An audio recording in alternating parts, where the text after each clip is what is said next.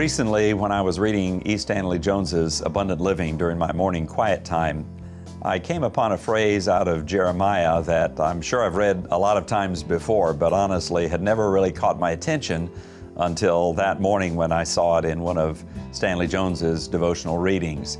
It comes from Jeremiah 31, verse 2.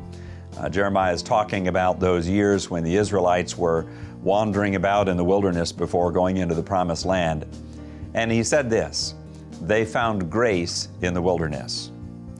It's interesting that he didn't say, that the scripture doesn't say they found grace when they finally got out of the wilderness. Jeremiah didn't say they got grace to lead them out of the wilderness. He simply said they found grace in the wilderness.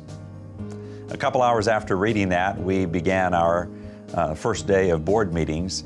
And as we always do at one point during the first day, we had a consecration service where we consecrated, this time, 6 new missionaries just joining the Mission Society.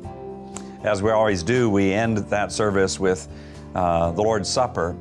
And as I began that portion of the service, the Lord reminded me of those words out of Jeremiah. And so, speaking to the 6 missionaries who we had just consecrated, I said to them, "I'm sure it doesn't feel right now like you're in a wilderness. In fact, this is a high point spiritually. You probably feel today like you're on a mountaintop, having just been consecrated for this work. But I can pretty well assure you that at some point down the road, when you're on the field, you'll find yourself in a wilderness. You'll find yourself in a really difficult place. Sooner or later, it will come. And when it does, I want you to remember that there is grace in the wilderness. You can make it in the wilderness. You can thrive in the wilderness. You can abound in the wilderness because there's grace for you in the wilderness." Well, when I got home later that night, I hopped on Facebook and I was reading my daughter Heather's page. And she had a quote from author Ann Voskamp that really struck me, particularly in the context of having just read that verse earlier in the day. Listen to what Ann Voskamp says. "Grace is never passive. Grace is a hijacker. Grace hijacks the dark, hijacks the looming forests, hijacks the sins. Grace hijacks the impossible, the unlikely, the angry, the cynics, the doomed. Your calling is radical," she writes. "Gloriously hijack every darkness with grace.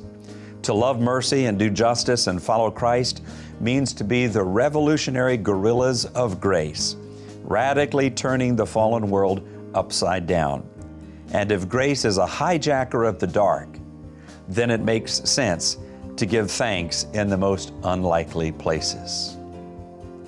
The next morning, one of our young missionaries who had just recently completed his first 2 years in Southeast Asia shared his testimony with our board.